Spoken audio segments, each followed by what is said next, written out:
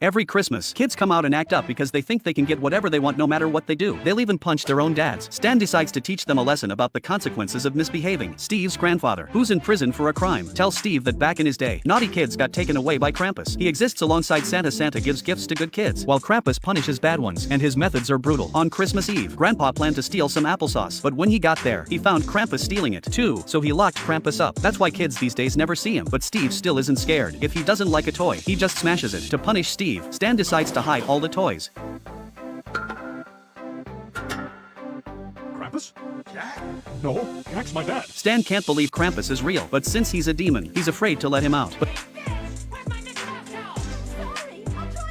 But thinking about his rebellious son, Stan figures releasing Krampus to teach Steve a lesson might be for the best. No, bring me Jack if you ever want to see your son. Wait. Once his son is taken by Krampus, Stan immediately goes to find his father. Since Jack is his dad, Stan uses his CIA connections to break him out. In his panic, Stan forgets why his father was in prison. Give me the keys, I'll drive. See ya, sucker!